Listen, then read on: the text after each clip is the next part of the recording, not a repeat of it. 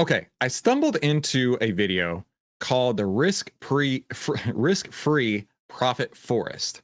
Now, that seems like a highly suspect title because like there's no risk-free trades in the market. But I really want to watch this. Maybe I can learn something with you right now. This is from the stock market options trading channel, and maybe it's amazing. I'm very interested in watching this. The SPX 0 DTE risk-free forest profit walkthrough. So let's watch it together, see if we can make some risk-free trades. I don't know if we can, but let's see. Channel. In this video, we're going to continue our exploration and discussion of risk-free SPX trades. This trade you can see I'm in right now expires today. Today is Tuesday, June 24th, and we're about an hour and a half after the open. I was able to get into a couple different trades here. We can see we have a risk-free setup now where the minimum gain is going to be about $95. And we have a couple profit tents. So this is part of the risk-free profit forest where we're looking to create trees of profit areas where if the market closes in that area, we get larger payouts. But the real focus is reducing our risk. And I like to Well, hey, listen, I'm all about reducing our risk. That sounds brilliant. try to get risk free. Sometimes you can't always get completely risk free, but I was able to get into this one today. So I want to talk through the setup. Now, mostly lately, we've been talking about zero DTE, and most of the trades here you see are zero DTE. They were added today, this morning. But the very first trade that started it was actually a one DTE trade. And if I take off all these other trades, this trade started yesterday with a put credit spread at the 60-15, 60-10 level. Let me talk you through that trade setup, and then we'll get into how we created an entire risk-free for the following day, which is, again, Tuesday the 24th. So this trade was a recommendation from Alpha Crunching, which is an analytics site that I personally have created, and I'm the one who runs this, just so everyone knows. And this was based off tomorrow's triumph rate. And what this is a real simple statistic that tells us the percentage of times the market tends to close higher the following day. So we just kind of keep track of that. And this week, Monday, the week of June 23rd, Monday, June 23rd, the TTR or tomorrow's triumph rate was 63%. This 60% is our threshold for this particular trade. And we look to sell an at the money put credit spread basically at the end of the day. And this Oh, trade yikes. At the money, put credit spread at the end of the day. I assume if it expires the next with the following day's expiration. I mean, the granted, I don't like to sell options, right? So let's put credit spread. So a put credit spread looks like this, where you have a itty bitty baby bit of profit, but a whole heap and helping full of risk. In this particular example, $100 of potential max profit, $400 of potential max risk. Meaning, if it goes the other way, you'll need 4 perfect trades in a row to make up for 1 loss. Okay, so with that out of the way, that seems risky off the start, but let's keep going. You know, I really want to hear how he gets to the profit forest part. I think that's really interesting. it actually shows up in the trade ideas tab. So before the week begins, you can see which trades, whether they're TTR or WTR based trades. This was a TTR 1 DTE put credit spread on Monday. The trade was taken at 3:45 p.m. as long as we're above the 20-day moving average, and which we were. And if you click on each of these trades, they'll give you more details about the trade and actually send you to an article that shows you the back test for this trade. Now, this particular 1 day to expiration put credit spread over the last couple of years has an 85% win rate. We can see there are periods of time where it doesn't trade. There are periods of time where it does trade.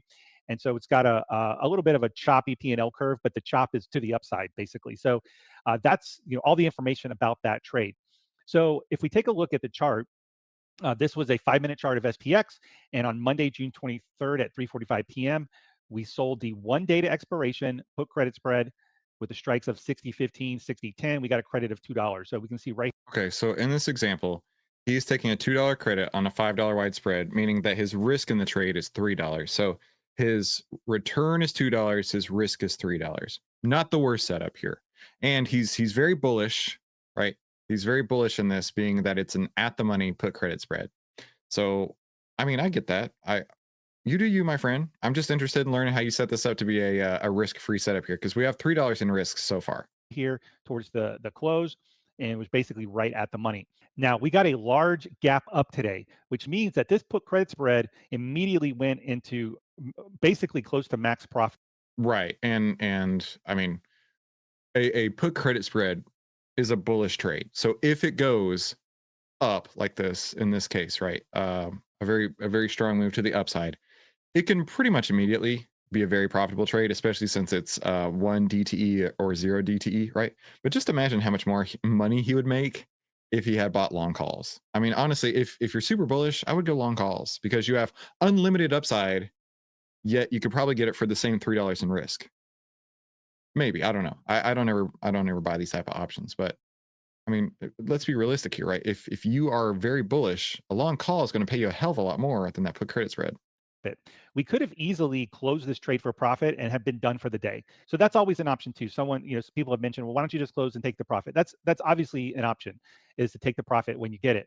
What we're trying to do is, okay, how can I take some of that profit and potentially create more profit, but at the same time not give it all back? So that's kind of the idea here with the risk-free trade. Is I have a trade on, I've taken some risk. In this case, we took the put credit spread risk where we sold it for $200, and our max loss is $300. So initially on the 1 day to expiration trade, we're risking $300, and we're betting that the market's going to be higher tomorrow, in which it was, right? So the idea now is, how can I take some of my, quasi guaranteed profit? You can see how far the market is up. It's very likely that this thing is just going to expire worthless and I can make $200. But there's always that crazy chance that the market rolls over, and now I still have $300 of risk on the table. So I'm trying to minimize my risk on the table, and we're going to do that by locking in some of the gains. So on that gap up, I immediately sold the 60-25 call and bought the 60-30 call, creating an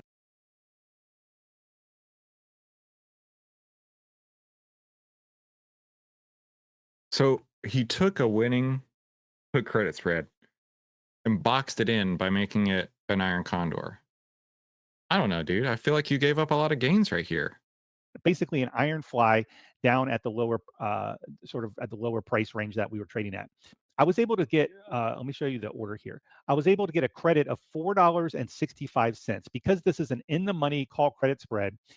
I got a massive credit for it because this trade on its own is very low probability. So you Right. You got a massive credit for it because the likelihood of making any money for it is almost zero because it's so deep in the money, right? In order for this call credit spread to make money, the price of the stock has to go down from 60.75 to 60.25, right? It has to just crash down to this point in the span of 1 day.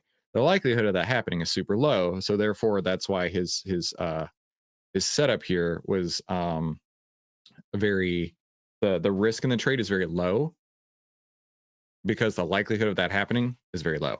get a lot of reward for that risk, but I'm combining that with this trade. So now, instead of having a $200 gain, now I've reduced that to $165. However, now I've removed all the risk on the downside. So I could be done right now and say, okay, no matter what happens, I'm going to make the 165. But the probability that this thing rolls over and goes all the way back down to, let's call it 60, 20, 25 area, is actually pretty low. So even though, the max payout here is $665, it's a low probability that this will actually land. And we've seen this in my SPX chat group, where we've gotten into some of these trades and the market just keeps going and you basically get the minimum gain. So it's really hard to stick this landing sometimes. But I still have $165 of profit to work with. So on that gap up, I wanted to create some profit. I see what he's going to do. He's going to buy some iron butterflies here, which are going to make really high profit zones. But that's only if it expires. Now, this is an important part. Only if it expires at that point. So, for example, if he does the iron butterfly at 60.50, then the only way, the only time, like actual time of day, he's going to get paid is right at close. Like even if it's just over here, it looks like it's going to go up. You don't make any money until right at the close of the day. A little bit closer to price. So I ended up buying a slightly out of the money put fly long. Yeah, there it is right there. And why do this? Because it's cheap AF, right? Super, super cheap. Iron butterflies are cheap for a reason. They're super cheap for a reason because it's very difficult. It's extremely difficult to nail that pin right there at 60.50, where I thought he was going to say, right? Looks like, based on what I was reading on this chart, he could make a potential $1,000, 1.1K, if it lands right there at expiration, at the time of expiration. The likelihood of that's super, super low. It's already up here, so it has to move down 25 points to get to there. And then it looks like he's got another spot right here where he could make 500-ish. and anywhere else he could make 95-ish, right? I think Lucky Chevy, I think his point right here is true, right? Complex trades don't equal more profit, because he could still have made so much more money. He could have made so much more money had he just bought a long call. But I see where he's going here. I see what he's doing here. I spent years trying to come up with exotic option strategies. I didn't get to this point, and this only works if the put spread actually is paying and it's moved up, right? If it had not gapped up this much, he wouldn't have been able to pull this off, right? So and I know that he understands that, but at what he's betting on right now is basically anything can happen and he'll make money. He'll only make a little bit of money over here, a lot less money than he would have made had he just left it alone. Fair point to be made right here. Had he just left it alone with that put credit spread, he'd be making more than twice as much money as he is right now. But if it does come down, he does have a couple profit zones where he could make even more money. Put fly. I bought the 60-40. My short strikes were the 60-50 and bought the 60-60. This order was 70-cent debit. So I paid 70 cents for this. So mathematically, what that does is now instead of my minimum gain being $165, I've taken $70 of that and placed it here around 60-50. With now I have a max gain. If we roll over to 60-50, which is actually very possible given this market. I mean, it's not guaranteed, but if this rolls over to 60-50 and we close in this profit tent, my max gain is $1,000 if we close at 60-50, just over, and we're still risk free for the rest of the day. We now just have a reduced profit. I really do like the fact that he's reduced his risk. That is one of my core tenets here: is reduce risk as much as possible. And so, for that point, I like that he's worked on this trade and he's like, okay, how can I make sure that I get enough credit here so if it goes down, I have no risk? Because I already have no risk to the upside with the original put credit spread here. I just feel like he's made this unnecessarily complicated. Unfortunately, I mean, and if I were having a consultation with him, I'd probably say the same thing too, right? Had you gone with the long call, you'd be making a buttload more money in this case. And you're taking your existing profits and you're spending them on additional trades that may not pan out, and you're going to end up making less money than you would have had you just left it alone.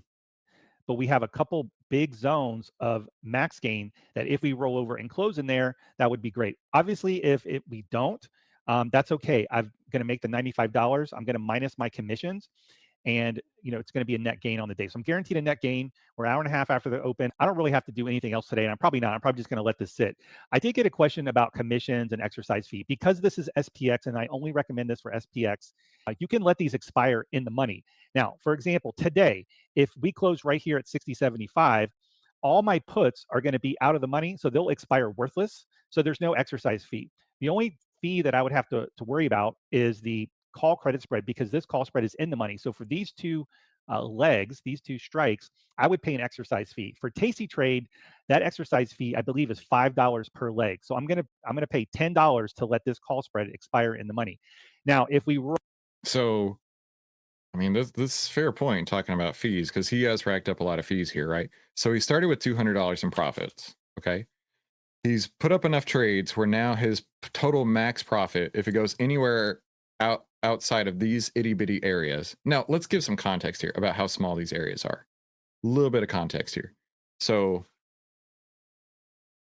I mean, I don't fault the guy for doing this. I see where he's going. At one point in my trading career, I would have done the same. 610 to 630 is $20 wide. So let's just make this $20 wide so it's easy to see. Actually, I think it's already $20 wide. This is $20 wide. Okay. That's how narrow of a profit band he's in. And then he's got another one here, 640, 660. Okay. So let's copy this, paste it, and let's just do like right there, right? Let me zoom out just a smidge. He's basically said, if I get it in either one of these two itty bitty baby boxes, I'm going to make a ton more money. The likelihood of that happening, pretty low, but he has no risk anywhere. So I can appreciate that.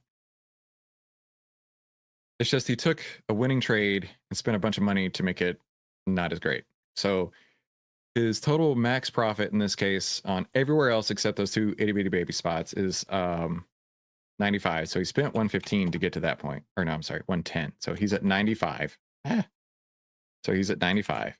Now, let's count how many strikes that he bought, because Tasty Trade charges you $1 per strike. So 1, 2, 3, 4, 5, 6, 7, 8. So -8. Okay. And then he just said he understands that the assignment risk associated with this, or assignment cost, he's going to pay another 10. So he took a $200 winner and turned it into a $77 winner, which divided by 200 means you took off 30. No. He didn't take off 30. He's down to 30% -1. So he took off 61% of his total earnings out of the trade when he could have just sold the put spread, left it alone. I don't know, dude. I like where you're going here, but I feel like you made it overly complex. And I mean, the likelihood of either one of these happening, and he knows that too, which is why it's so inexpensive. The likelihood of either one of these happening in that way is pretty low. I mean, it's interesting. I like that he got, I like that he went into the trenches with these and really focused in on how can I make this trade risk free. And for that, I give him an A+. You made this trade risk free, A+. But you could have done so much more of just leaving it alone with that put spread or having bought the calls in the first place.